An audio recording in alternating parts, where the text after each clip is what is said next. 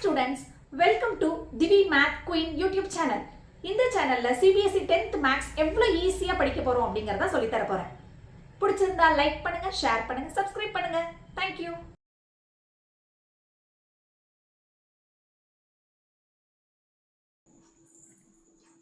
Last வீடியோல exercise 1.3ல உள்ள 3 sums plus என்ன மாதிரி क्वेश्चंसலாம் கேட்பாங்க அப்படிங்கறத பார்த்தோம். root 2 is irrational, root 3 is irrational.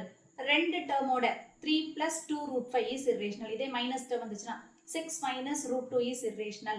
ஃபிராக்ஷன்ல வந்துச்சுனா 1 by root 2 is irrational. இந்த மாதிரி சம்ஸ்லாம் பார்த்தோம். இது ரொம்ப இம்பார்ட்டன்ட் 5 மார்க் क्वेश्चंस பா. போர்டு क्वेश्चनல கேக்குற question. Prove that root p plus root q is an irrational number where p, q are integers. இதான் question. நாம இதை எப்படி ப்ரூஃப் பண்ண போறோம்? irrational எப்படி கொண்டு வர போறோம் அதான். இப்போ first step எப்பயுமே rational னு எடுத்துக்கணும்.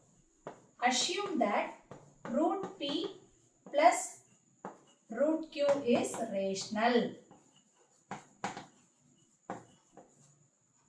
Where p and q are integers and also co-prime. q is not equal to 0.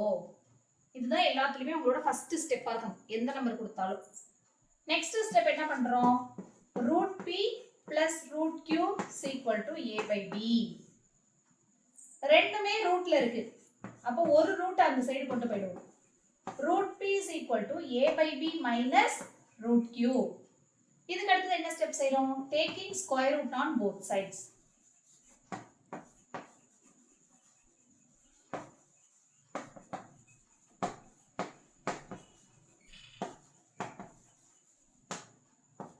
That is root p the whole square is equal to a by b minus root q the whole square.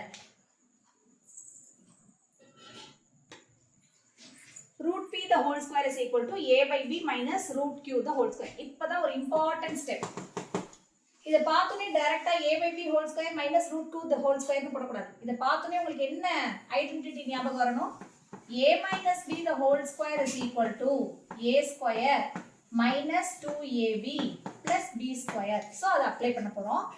root p ரெண்டு தடவை multiply பண்ணா p is equal to a ங்கற இடத்துல என்ன value இருக்கு?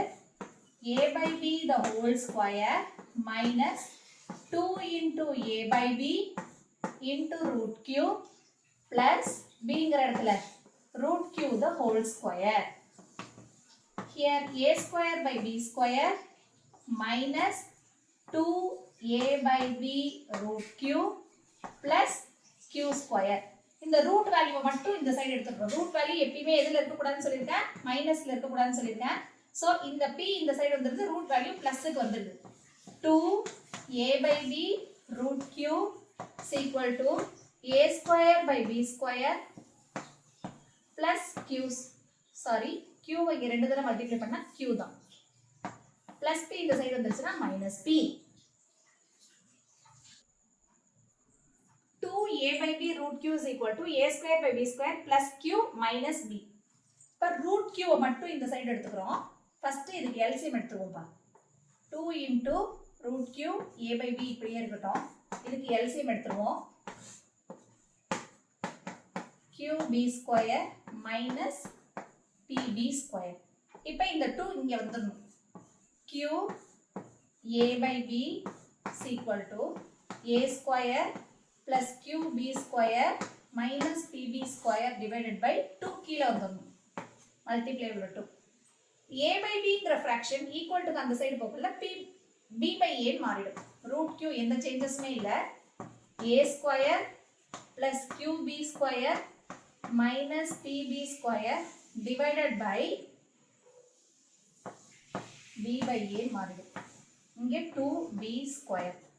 b square உள்ள b இந்த b cancel ஆயிட்டு next ஸ்டெப்ல a square plus qb square minus pb square divided by 2ab இந்த side root q.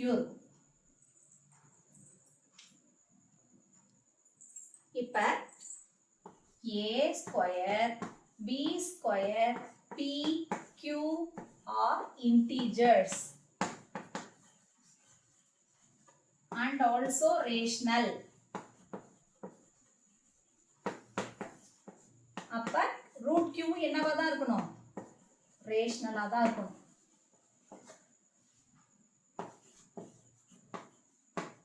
Root Q is a prime number.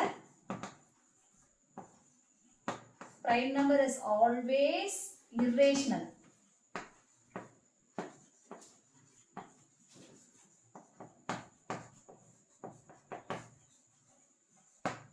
This is the contradiction.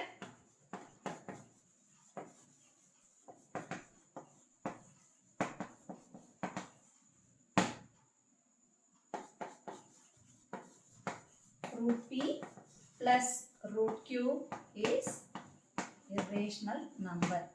That's all.